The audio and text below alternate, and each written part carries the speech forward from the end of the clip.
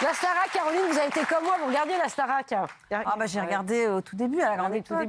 Ouais, à la grande époque. Jennifer, etc. Oui, c'est ça, moi aussi, Jean-Pascal, Jennifer, qu'on a eu il y a pas longtemps, Arnaud de Seine, la Starac, ça vous parle? J'ai travaillé pour eux. C'est pas vrai?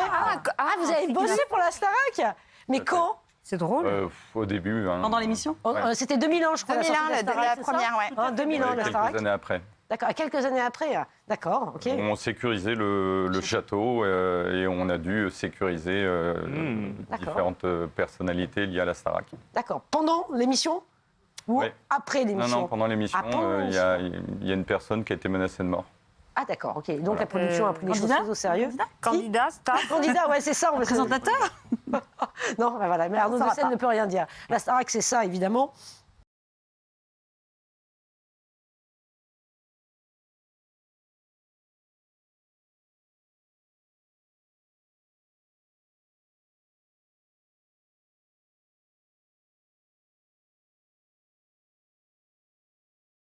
Donc, à partir de novembre sur... dis donc, c'est coupé court, 4 novembre. Alors, la fête est finie, pas accompli. Bon, donc le 4 novembre, donc ça revient sur TF1. Dans un mois tout pile. Et il y avait une conférence de presse ce matin où ils ont tout annoncé. Alors, il y a des profs qui se sont fait virer. Il y a des petits nouveaux. Les candidats, on ne sait pas encore exactement... Il y a eu une de fuite qui a été dévoilée. Quoi d'autre encore? Le château, là aussi, il y a du changement. Ça va durer longtemps. Racontez-nous un petit peu. 12 semaines. C'est ça, une douzaine de semaines. Plus de 3 mois de château, contre 6 semaines l'année dernière. C'était un test un peu l'année dernière. Parce qu'il y avait le foot. Il y avait le foot, absolument. Et là, ils se sont dit, ça fonctionne bien. Ils font jusqu'à 40% sur les cibles commerciales. Et là, il va y avoir 16 candidats, 16 élèves, parmi des milliers de candidatures triées sur le volet. Le mot d'ordre du producteur, tu vas me le confirmer, c'est l'authenticité. Et ce qui a conduit au succès de la Starac l'année dernière, c'est la typologie du casting. Ça peut être mon petit frère, ma grande sœur, et pas des stéréotypes de télé-réalité. Alors nous, on est tous exclus, bien sûr, parce que c'est 18-25 ans. Bah non, pas du tout. Pourquoi tu dis ça? Ça chante vraiment très bien. Michael Goldman revient, donc là, pour le coup, pour les gens, c'était important. Le directeur du château. Et en fait, il y aura évidemment des guests nationales et internationales, mais ils s'en foutent un peu, parce qu'en fait, le produit, c'est vraiment les candidats et les... Alors moi, ce qui est important, c'est qu'ils vont fêter et Noël et le jour de l'an. Mais elle nous l'avait dit, Alexia, souvenez-vous, quand elle est venue Alexia Laroche-Joubert, quand elle est venue dans PAF, il y a un mois, elle nous avait confié cette information. Ils vont passer Noël dans le château, parce que ça va durer quoi, 3 mois? Plus de 3 mois, c'est ça. Plus de 3 mois. Et pour la première fois, il va y avoir une quotidienne 7 jours sur 7, en plus du live intégral sur Internet, qui a d'ailleurs fait monter les abonnements de MyTF1 Max. Donc on va les suivre comme dans une fiction. C'est une fiction du réel, sauf que ce sont des vrais personnages. Et ce qui est cool avec la Starac, c'est qu'on les voit progresser de A à Z. D'ailleurs, ça chante vraiment très bien. C'est peut-être le seul reproche qu'on pourrait faire a priori, c'est qu'on se dit, il y en a, c'est déjà des produits finis, quoi. C'est ça, ouais. Et ça marche tellement bien qu'ils vont ouvrir une boutique en ligne, ils vont faire une tournée, comme à la grande époque, une grande tournée à travers les îles de France, début 2024, avec une dizaine de candidats qui auront été sélectionnés. Et en plus de ça, pour créer l'événementialisation, ils vont tout simplement faire des soirées thématiques. Tous les prime time seront thématisés. Donc la soirée de Noël, la soirée d'Halloween, la soirée de sélection des candidats pour la tournée, etc. Ils faisaient ça déjà un peu, mais c'est quoi une boutique en ligne? Ils vont vendre des mugs? Exactement, des mugs, des casquettes. Il y a une vraie effervescence autour du format de la Starac. Ah bon? Et il n'y a plus Yanis Marshall. Alors, on y vient. Voilà. On y vient. Donc voilà ce qu'on disait, effectivement, il y a des départs, il y a des petits nouveaux. Bah oui, Yanis Marshall. Lui, il était sûr de rester quand même l'année dernière, je me souviens. C'est vrai. Attendez, il était dans TPMP. Ouais. Oui, Yanis Marshall, on va absolument. voir un extrait. J'adore. Est-ce que vous avez parfois senti des petites jalousies de vos collègues? Non, le mot non, jalousie, non, parce que déjà, on est tous très différents. Pour être très honnête, et je vais être vraiment honnête, je pense qu'il n'y avait même pas à essayer de faire une petite compétition avec moi. J'étais déjà trop loin dès le départ et trop sûr de moi. Donc, je pense qu'ils se sont calmés dès le départ en se disant, bon, elle est folle. On a un point commun tous les deux, l'humilité.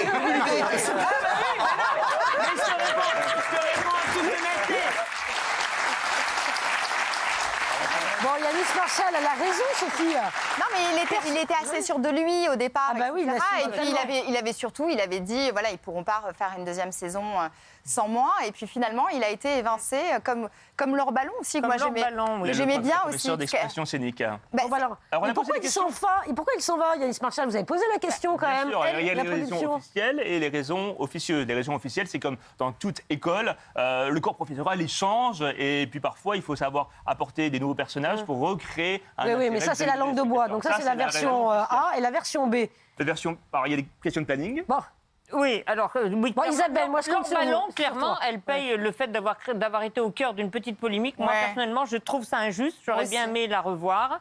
Et moi, cette année, si je puis exprimer un jugement, il y a beaucoup de femmes. On sent que la parité a joué à plein. Moi, j'aurais bien aimé revoir Laure, honnêtement. C'était une forte personnalité, mais qui était... Mais pourquoi elle n'y est plus? Elle n'y est plus parce que tu évoques une polémique qu'il y a eu avec un élève. Elle a été un peu forte à un moment donné.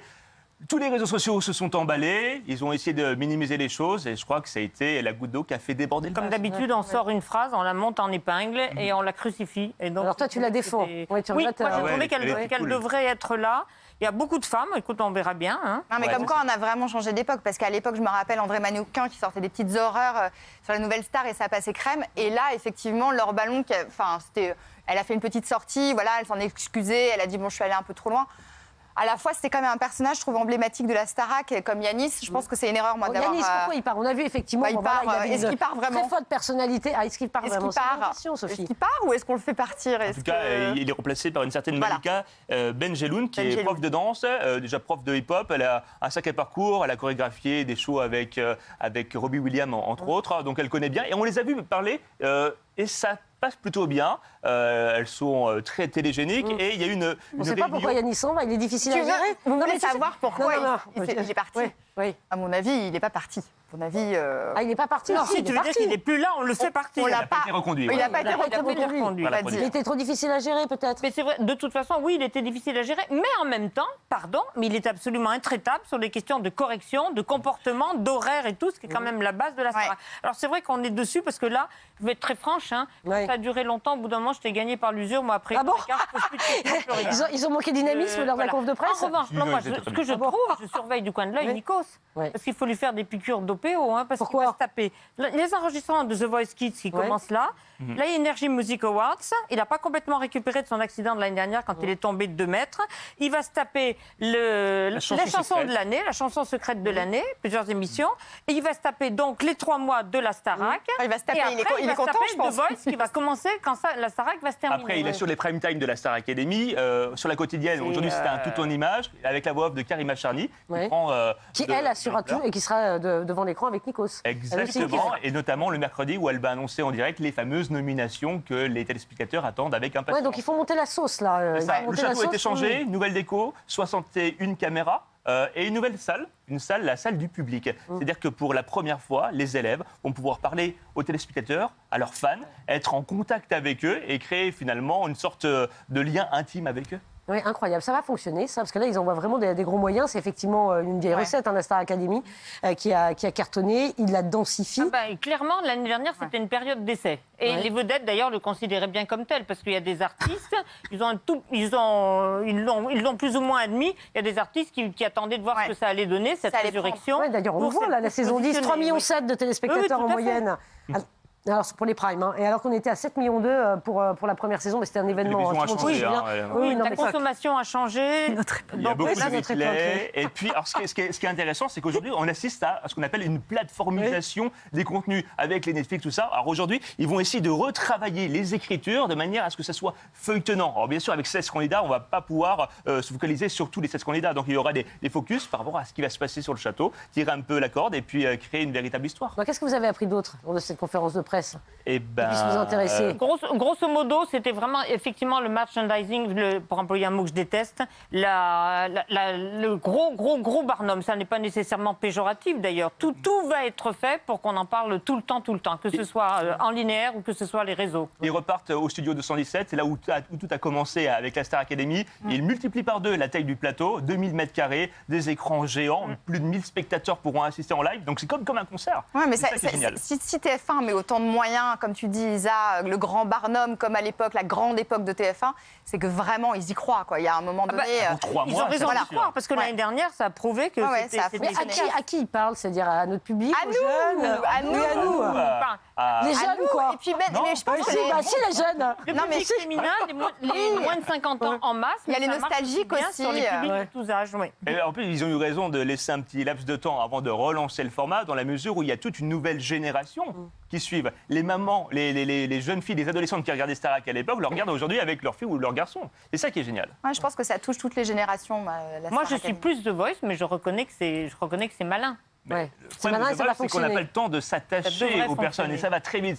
C'est un casting très instantané. Là, ce sont comme des personnages de fiction. On va s'attacher à eux, voir leur parcours, leurs doutes, leurs craintes, leurs joies, leurs défaites. Et c'est la faiblesse, parce que, par exemple, moi, honnêtement, j'avais totalement oublié la gagnante de l'année dernière. C'est pas nécessairement le gagnant qui fait la plus brillante carrière. Oui, donc ça c'est Donc, sûr, effectivement. Mais il y a quoi à la fin? Il gagne toujours un contrat avec une maison. L'album, le contrat. C'est ça. Bon, il y a des personnages qui vont nous plaire ou pas? Oui. Alors, non, mais ils sont malins. y a pas eu beaucoup de kaléidoscope d'images. Hein. Ouais. Tous les chiffres qui s'affichent sur votre écroc, il y a des personnages qui vont nous prendre, Oui, bien qui sûr. pourraient nous plaire, qui ont des Il y a les aspérités. coachs vocales, Lucie Bernardoni et Marlène Schaff, qui reviennent un peu en force. Le coach de sport va avoir un nouveau rôle. Il sera plus dans l'autorité, le relais entre les élèves et les professeurs. Donc, tous les caractères sont un peu amplifiés cette année. Mais quand tu dis ils chantent super bien, vous avez entendu des voix du coup? Voilà, alors on a vu un kaléidoscope d'images, ils sont malins, ils montrent pas tout, ils montrent un kaléidoscope d'images. Pour Donc donner on a envie. vu des jeunes garçons et des jeunes filles qui chantaient vraiment très bien, il y aura des casseroles, mais c'est vrai que déjà l'année dernière, ça chantait vraiment bien. Sympa pour elles, les casseroles pour le casting. Ouais, des casseroles qui, voilà, et pour pouvoir donner un petit peu de vie au programme. Bon, merci beaucoup, merci à tous, merci Caroline Henry, merci Arnaud de Seine d'être venu dans PAF. On se retrouve demain. C'est Cyril Hanouna, tout de suite.